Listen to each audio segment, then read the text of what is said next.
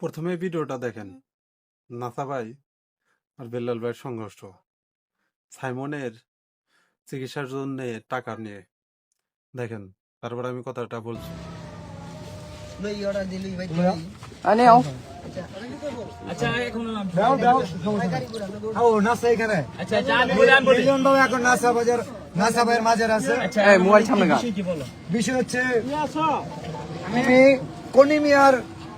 আসলে আমি বুঝতে পারছি না বেল্লাল ভাইয়ের হয়েছে কি, তাকে কি পাবনা ভর্তি করতে হবে?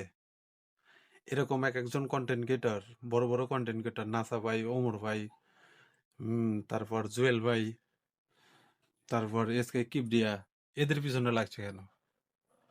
আসলে আপনি মানে কন্টেন্ট ক্রিয়েটর হয়েছেন, আপনি পারেন, তাকে দেন, চিকিৎসার জন্য নিজে টাকা দেন। ওমর নাসা দেবে কি না দেবে সেটা তাদের ব্যক্তিগত ব্যাপার, আপনি কেন প্রেশার দিচ্ছেন? আর দ্বিতীয় কথা হলো,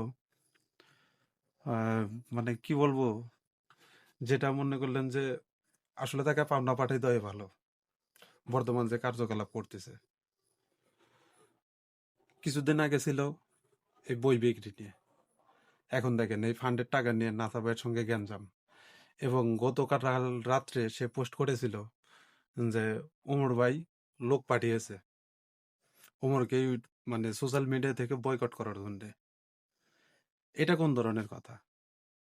আপনি কি তাকে হাতে নতুন ধরছেন যে সেটা ওমর ভাই ছিল, ওমর ভাইয়ের লোক ছিল? মানে কি বলবো, তার মাথায় সমস্যা হয়ে গেছে, মেন্টালি সমস্যা হয়ে গেছে। সে কি করবে কি না করবে, সে পেজ হারায়, সে মানে বিবেক হারা হয়ে গেছে। তার ভিতরে মানে বিবেক কাজ করতেছে না, সে সম্পূর্ণ কাজটা আবেগে করতেছে। মানে আমার বলার ভাষা নেই। দেখেন, সবার সামনে নাসা ভাইয়ের সঙ্গে শুধু এই ফান্ডের টাকা নিয়ে এত বড় একটা গ্যাঞ্জাম হয়ে গেল। মানে আর ভিডিওটা মানে দেখে আমার মাথা ঘুরে গেছে যে সে এরকম কাজ করতে পারলো কেমন করে।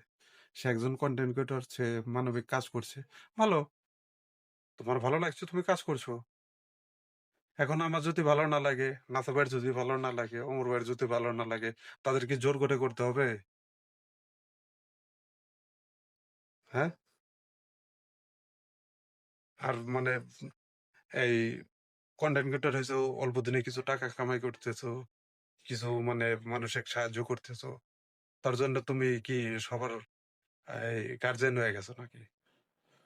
যে তোমার কথা মতো সব কন্টেন্ট ক্রিয়েটরদের মানে চলাফেরা করতে হবে, তোমার কথার মতো তাদের কাজ করতে হবে, তোমার যা ভালো লাগে তুমি করবে, তাদের যা ভালো লাগে সে তা করবে।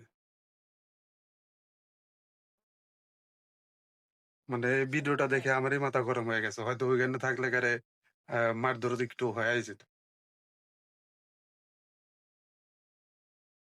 যাই হোক বন্ধুরা, এখানে যদি আমি কোনো মানে উত্তেজনামূলক মানে একটু কথা বলে থাকি, সরি, সবার কাছে সরি।